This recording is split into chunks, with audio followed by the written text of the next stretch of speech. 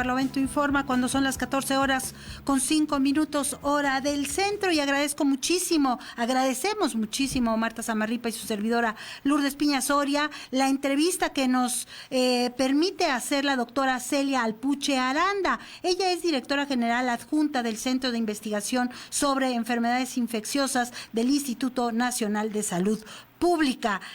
Doctora Alpuche, bienvenida a esto que es A Barlovento Informa. Le saluda Lourdes Piña Soria. Hoy me acompaña mi compañera Marta Samarripa. ¿Cómo está?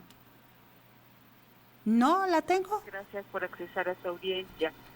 Muchísimas gracias, doctora, por tomar. Sabemos que son momentos complicados, que ustedes tienen muchísima actividad, pero en este espacio hemos conversado con otros colegas de usted y continúan las preguntas, las inquietudes, preguntas prácticas que hace la audiencia. Si me permite, comienzo con ellas. Dice Zoé, una radioescucha que se llama Zoe: en la segunda quincena de abril y la primera quincena de mayo daré a luz.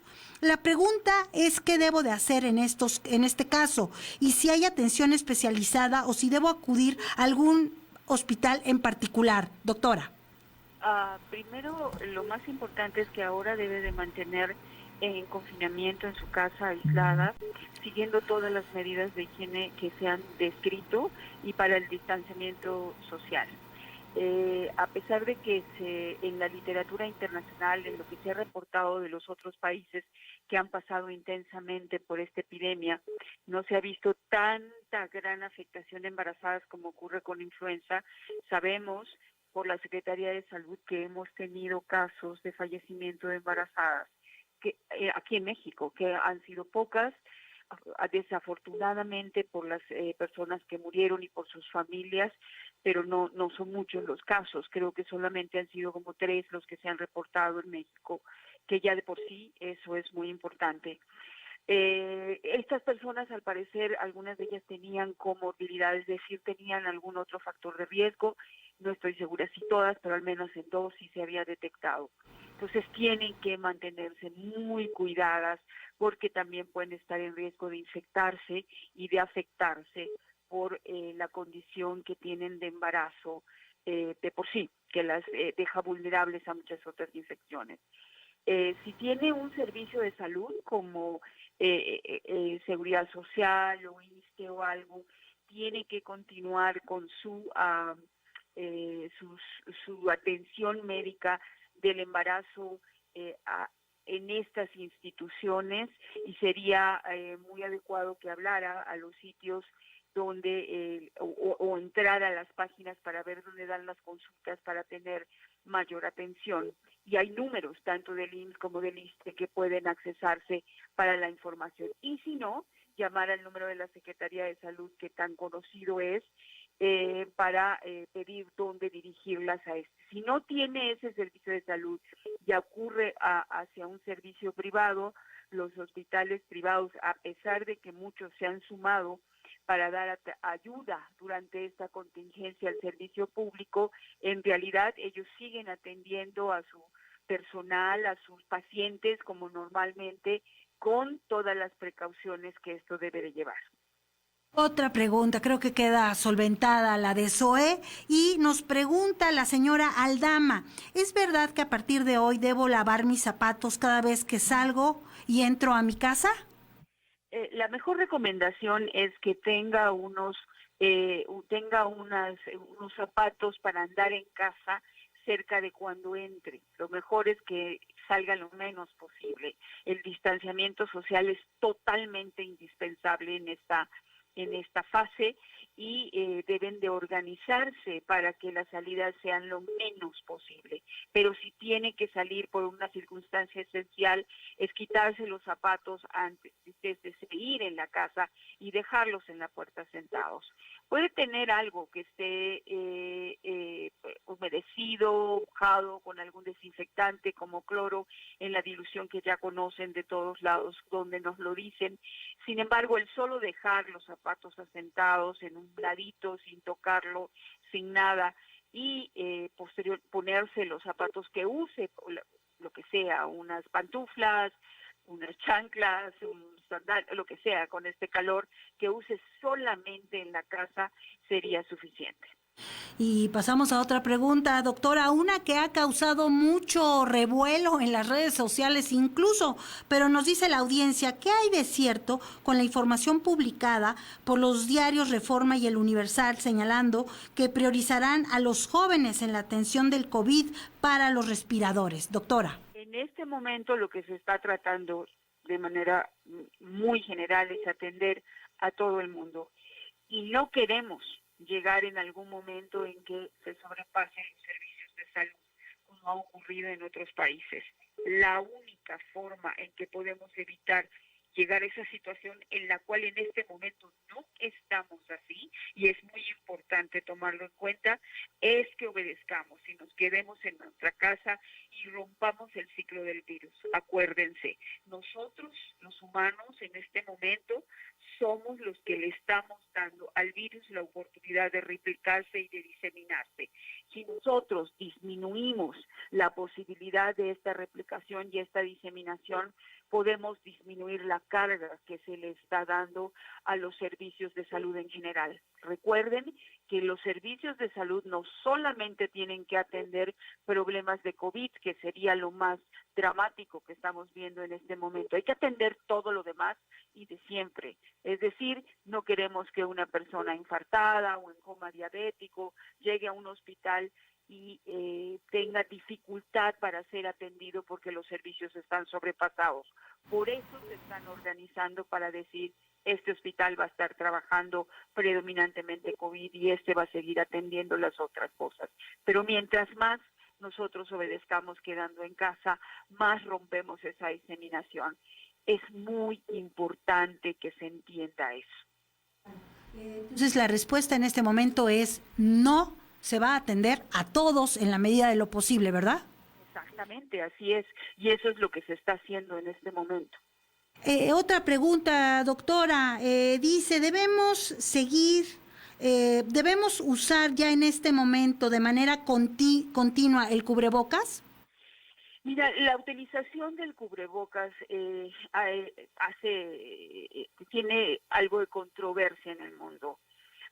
Se ha hecho análisis con uno que publicó recientemente la revista del Instituto Nacional de Salud Pública de México, donde el doctor Tonatiuh Barrientos y sus colaboradores hicieron un análisis de toda la información disponible actualmente, lo que se conoce como literatura universal, de si esto funciona o no funciona, ¿sí? Y en realidad es controversial. Aparentemente esto no tiene un sustento completo de que verdaderamente nos va a proteger, pero tampoco tiene un sustento completo de que no va a servir del todo, ¿sí?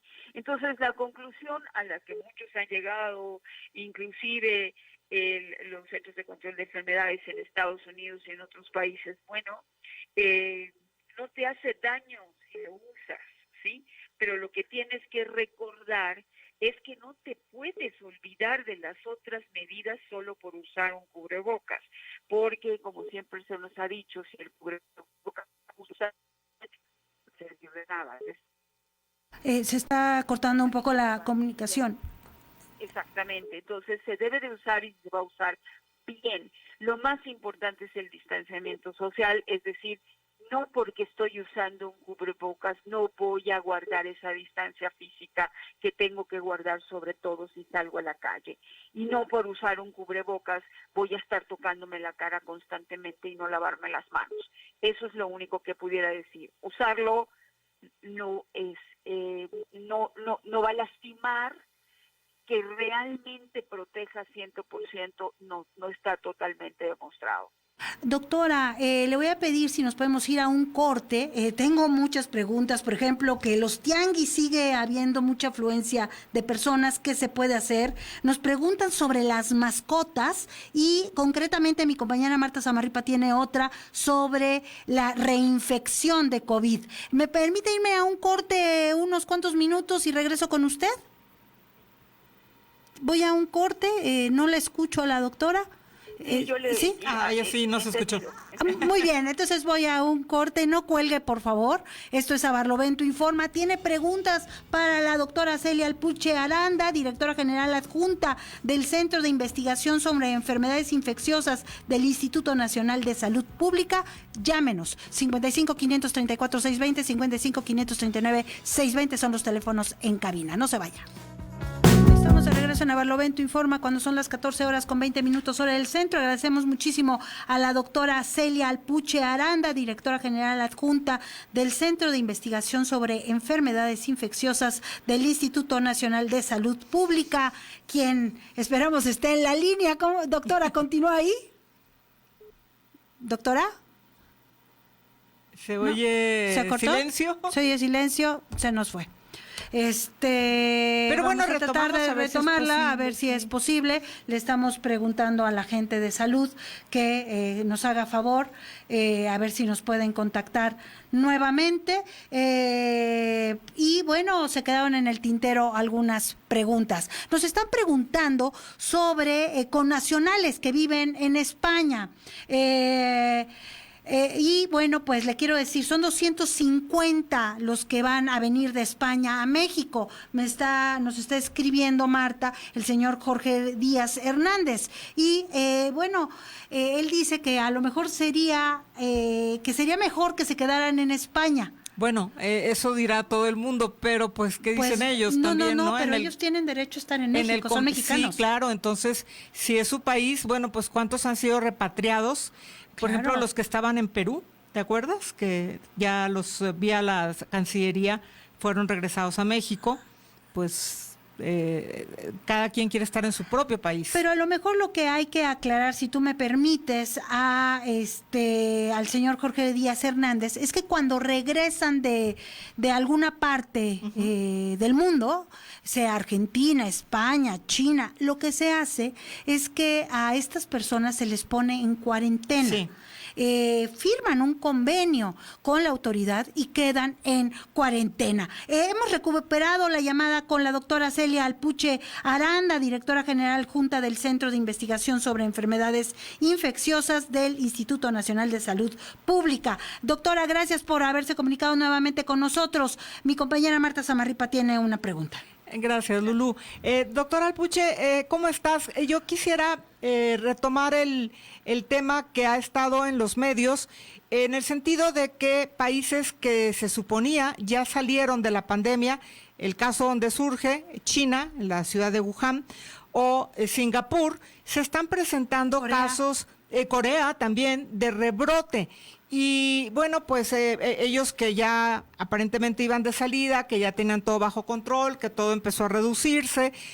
¿Qué ha pasado? Y si tenemos ese mismo riesgo en México, hemos escuchado a las autoridades de salud, al subsecretario Gatell, insistir en que tendría que ser gradual. ¿Tenemos ese mismo riesgo en México de que personas que ya fueron curadas y que se había dicho que quedarían inmunes después de haber tenido el virus en su organismo, existiría la posibilidad también aquí de un rebrote? Esas son dos cosas diferentes que hay que explicar. Una cosa es que exista un rebrote porque al bajar, o sea, que disminuyamos mucho la transmisión del virus, la diseminación entre personas, pero no todas las personas se van a infectar. Aun cuando se infectara una gran mayoría de la población, siempre van a quedar gentes que no se infecten y que serían susceptibles. Y si todavía hay una transmisión baja del virus, corren el riesgo de que lleguen a estas bolsas de susceptibles, en especial porque estamos viendo, como ha ocurrido en todos los países, igual en México, que no es parejo la diseminación. Hay ciudades, aún dentro de las ciudades, zonas que tienen mayor transmisión que otras. En el país podemos verlo, aunque hay diseminación y se ha observado transmisión en todos los estados, hay algunos que tienen mucha menor transmisión que otros. Y eso significa que al bajar la transmisión, pensemos que ya todos podemos regresar de golpe y que esto llegara a una transmisión nueva a estos grupos de susceptibles. Esa es una. La otra es lo que ha ocurrido en algunos países asiáticos, de que se han visto, hasta ahorita se han detectado 91 casos en estos países asiáticos donde se describe la posibilidad de una reinfección o una reactivación del virus, pero no está claro qué es lo que realmente ocurre, si estas personas no adquirieron inmunidad, si estas personas tienen un defecto de inmunidad y por eso se reactivó, se reinfectaron, si estas personas en realidad habían tenido todas estas manifestaciones claras o fueron asintomáticos durante corto tiempo. No sabemos, pero si vemos la cantidad de gentes que ya se ha infectado en el mundo, tener una casuística de 91 en realidad es muy pequeña, ¿sí? Que tendríamos que analizar mejor. Ahora bien, tampoco sabemos cuánto va a durar la inmunidad de estas personas, de las personas que tuvieron o que se infectan con COVID. Lo que es una realidad es que la gran mayoría de las personas que ya tuvieron la enfermedad en muchos países como Asia, Italia, España, etcétera, no la vuelven a adquirir, al menos en el tiempo tan corto que ha pasado. Eso es para la gran mayoría. Y que también se ha detectado que se incrementan anticuerpos que se supone que son protectores. Pero todavía falta mucha más información para saber cuánto durará esas defensas o esa inmunidad que nos protejan, pues por cuánto tiempo. Sí, entonces eso es algo que todavía está por ver. Y en este caso, la Secretaría de Salud, si tienen algo contemplado, porque bueno, finalmente países como el nuestro, que hemos entrado al final a la pandemia, tenemos la ventaja, por decirlo de alguna manera, de tomar nota de lo que ocurre en los países que nos han antecedido. Exactamente. Digo, de que llega y eso es algo que ya sabíamos que iba a llegar pero dentro de toda esta desafortunada situación, el estar entre los países en los que ha llegado más tardíamente nos permite utilizar la experiencia de todos los demás, pero es obvio que esto va a ser que el regreso tiene que ser paulatino, es una de las grandes enseñanzas que está dejando este problema. Qué amable. Pregunta de la audiencia, dice la pregunta, ¿la Secretaría de Salud está trabajando con las autoridades municipales y estatales o en el caso de la Ciudad de México con la jefa de gobierno para que no entre tanta gente a los tianguis que se instalan en calles? Hay un trabajo muy coordinado entre la Secretaría de Salud y todos los estados, todos, ¿sí? Incluyendo la Ciudad de México y por la cercanía mucho más con la Ciudad de México. Es una realidad que el acceso a alimentos es una actividad esencial y por eso se permite que se sigan vendiendo los alimentos, porque la gente tiene que seguir comiendo, ¿sí? Pero sí se ha tratado de insistir mucho en lo que son las medidas de higiene y las de distanciamiento social. Y ese es un llamado muy grande también a la sociedad y a la comunidad, tanto a los que están vendiendo en tianguis como a las personas que acuden a estos, que sigan las indicaciones que se han dado, tanto de higiene como de el distanciamiento que debe de existir entre personas y personas, y tratar de hacerlo en horarios donde hay menos gente, y esto lo que puede llevar es de que si esto sigue incrementando esta medida, pues se tengan que tomar medidas más drásticas, obviamente, para disminuir la transmisión, que eso es lo que no queremos, y que la sociedad misma deba entender la importancia de adherirse a todas estas medidas. Una última pregunta, doctora. Sabemos de su agenda, ustedes son personas muy ocupadas en este momento. Me dice Rocío García de Tlanepantla. Lulú, ayer tú mencionaste que debemos tener cuidados específicos para nuestros perritos y gatitos. ¿Qué es que se pueden contaminar ellos de COVID-19? Existen alguna información nuevamente de la literatura internacional, de lo que pasó en China, de lo que ha pasado en países, de que creo que hay por ahí 2 perros que han reportado que fueron positivos, un gato y un tigre. Pues la noticia del tigre fue en el zoológico, creo que en Nueva York, creo, si mal no me equivoco, no estoy, que lo infectó su cuidador en el zoológico, ¿no?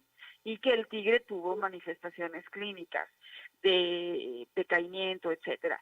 Entonces, sí, es una posibilidad de que se infecten, sí, hay un artículo que se ha publicado donde dice que los felinos podrían ser un poco más propensos a recibir esta infección que lo que serían los caninos y otros animales, ¿sí?